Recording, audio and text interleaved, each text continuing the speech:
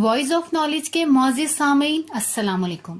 تو ویورز، آج ہم بات کریں گے کہ روزے سے جسم میں کیا تبدیلیاں واقع ہوتی ہیں۔ روزے کی روحانی پہلو اور ثمرات سے تو کسی کو انکار نہیں ہے، مگر اس کے اثرات جسم پر بھی مرتب ہوتے ہیں، جس کا اندازہ ایک روزے دار سے بہتر کسی کو نہیں ہو سکتا۔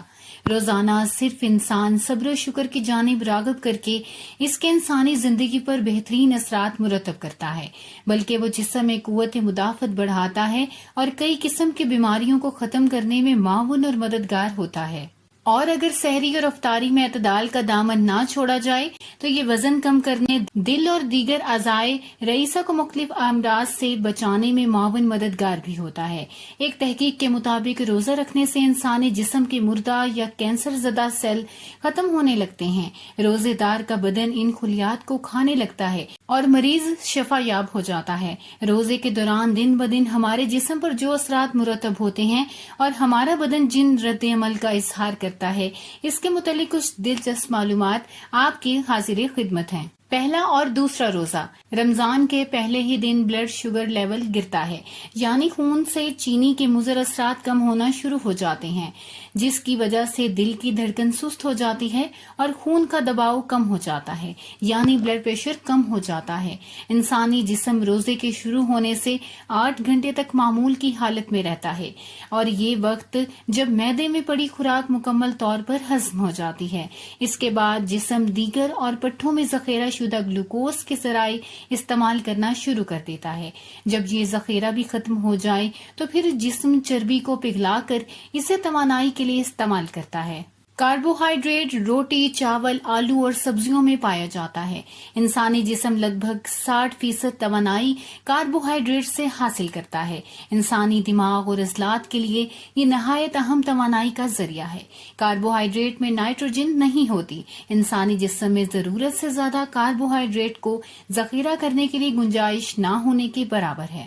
تھوڑا بہت جو ذخیرہ ہوتا ہے وہ گلائکوجن کی شکل میں جگر اور عضلات میں ہوتا ہے۔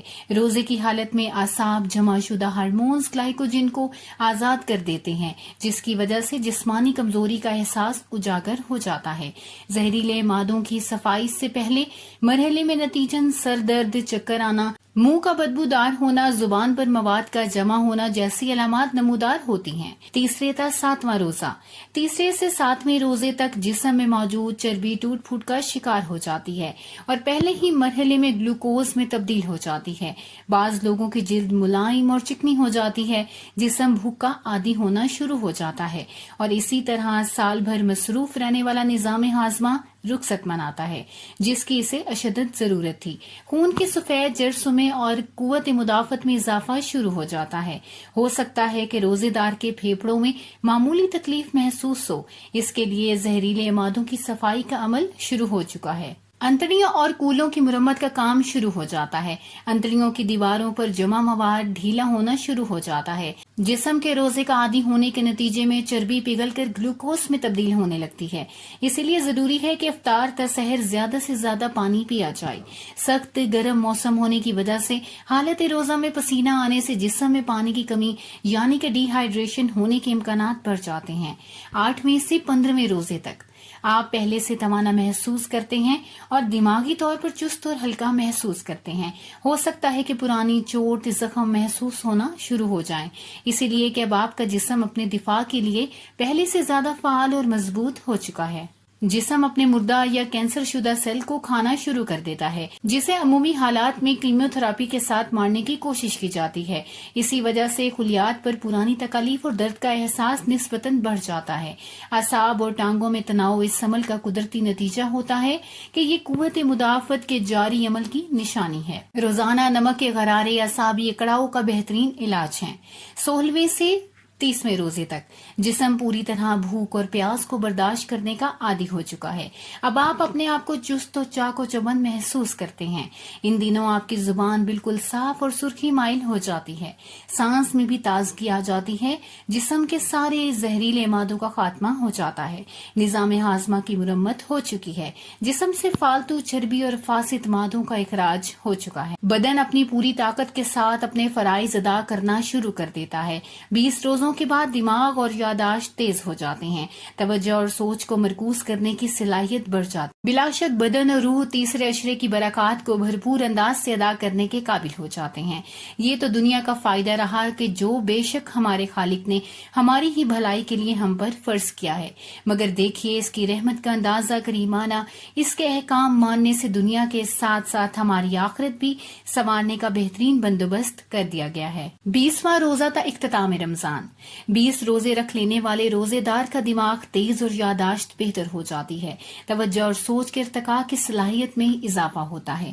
روزے دار کا جسم اور روح آخری عشرے کی برکات بھرپور انداز میں سمیٹنے کے قابل ہو جاتے ہیں۔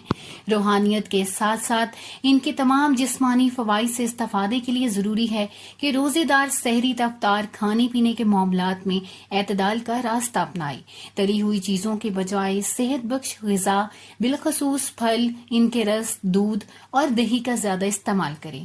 مرچ مسالے سے بھرپور مرغن غذاؤں سے مکمل یا حتی الامکان پرہیز کریں اور پیٹ کو حلق تک بھرنے کی کوشش تو بالکل بھی نہ کریں کہ اس سے انسانی جسم اور صحت پر اچھے کے بجائے برے اثرات ہی مرتب ہو سکتے ہیں۔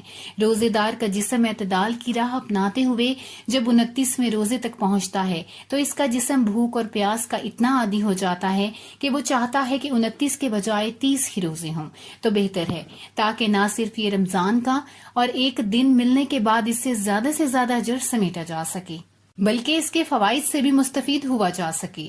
یہی جذبہ اسے ششا عید کے روزے رکھنے پر بھی ابھارتا ہے۔ اللہ پاک آپ کو اور ہم سب کو روزے رکھنے کی توفیق عطا فرمائے اور ہمارے روزوں کو قبول و منظور فرمائے، آمین ثم آمین۔ ملتے ہیں اگلی ویڈیو میں، اللہ حافظ۔